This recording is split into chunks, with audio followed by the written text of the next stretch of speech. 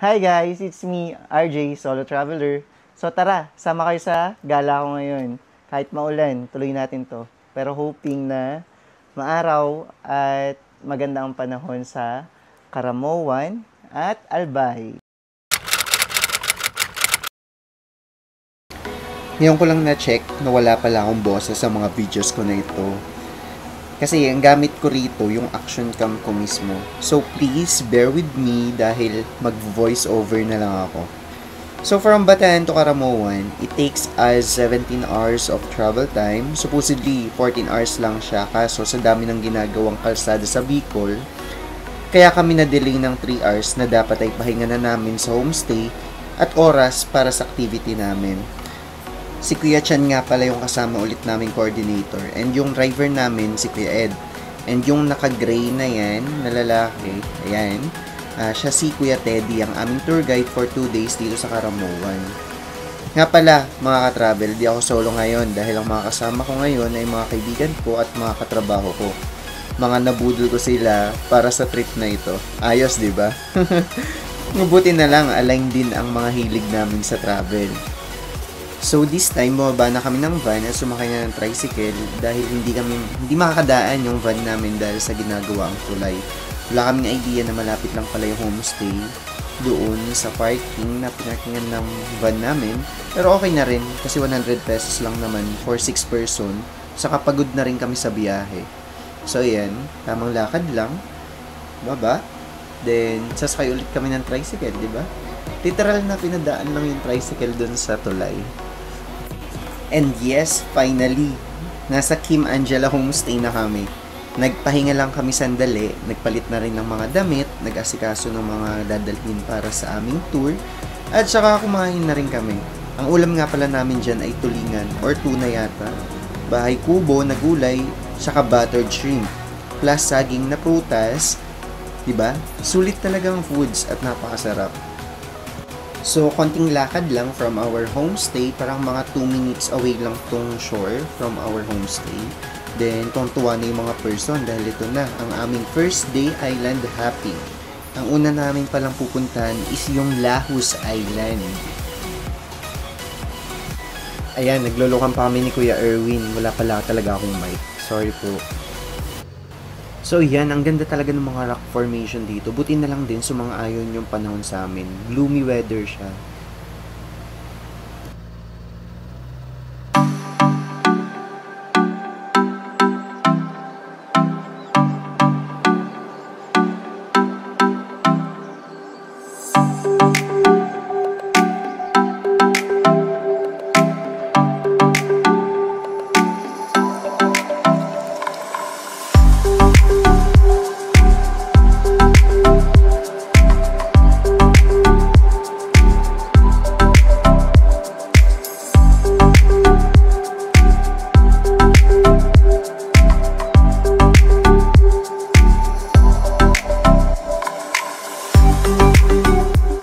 Tinika.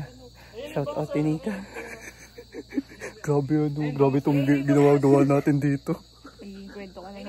Oo nga, ay, tingnan mo, rock climbing po yan, para sa Enchanted Bangus. So ito yung Enchanted Lagoon kung saan makikita mo yung Enchanted Bangus. So may mga pamahiin na nagpapakita lang daw yung bangus sa mga mabubuting tao. So ayan, pawis na pawis kami. Hi kuya. Tinika! OMG! Erwin, hi! So yung Enchanted Lagoon, matatagpuan mo siya sa Matupad Island. Once na makapunta ka dun sa pinakatuktok, ito yung makikita mo yung view. Yan yung kahabaan ng Matupad Island. Napakaganda. Mabuti na lang may halo-halong tinda dito sa Matupad Island. Tamang-tama siya after mo umakyat doon sa lagoon. Diba? Napakasarap. So yun, nakalimutan ko yung island na to. Kung ito ba yung Kagbalinad Island. So, nubos na lang namin yung oras namin dito sa picture-picture and videos. Tapos, after nito, umuwi na kami, nagpahinga, then kumain. Yung iba sa amin, yun, nag-jamming pa sila. Tamang socializing. So, dito ko na-end yung aking day 1.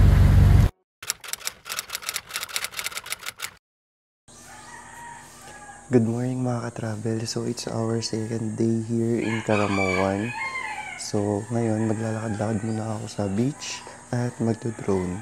And ang mga kasamahan ko, mga sleeping beauty pa sila. Ako yung nagising talaga. So, morning person talaga ako. Hindi talaga nawawala yung pagiging morning person ko. So, 4 a.m. pa lang gising na ako. So, ayan. So, ayan guys. Makikita nyo naman kung gaano ka-probinsya itong lugar na to. Akala ko probinsya sa amin, sa Bataan. Pero grabe, mas probinsya to, ti. Yung Bataan hindi na siya province kung tutuusin eh. Hindi na siya probinsya. Yan ang sisipag nila, grabe, ang ganda nung araw. Hindi nila na-witnessan yan. Ako lang naka-witness, charot. Sarap kasi natulog nila. So ayan guys, tulog pa kasi sila. Papakita ko sa inyo kung gaano kaganda yung Caramoan pagdating ng sunrise.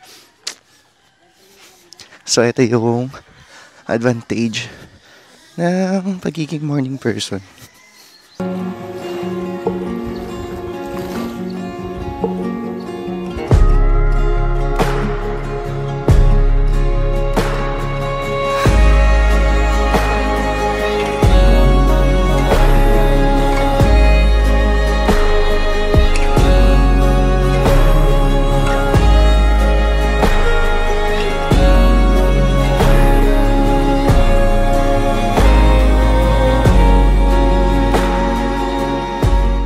Surprise ka na lang sa spice niya. Kasi I'm Jade pala, this is RJ Billy. po. Anong name mo? RJ po, RJ. Ma'am Jade, Billy. Si Billy. Tradition nila, uminom sila ng water para ma-cleanse yung taste palette mo, and then follow by dates. Alam mo yung dates? Hindi kami nakapagdala eh. Yung dates is the very popular na fruits ng ng mga Arab. Okay. Parang dried fruits. Yes, dried fruit siya. Yung Opo. parang pag kinain mo siya, Dates. Matamis siya.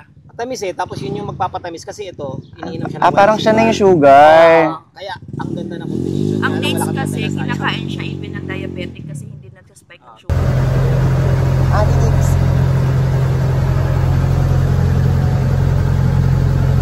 Para may video ka na.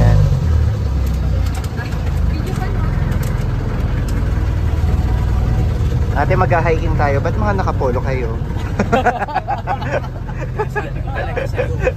Ate, di GC punta mo? Oo, sorry. Party.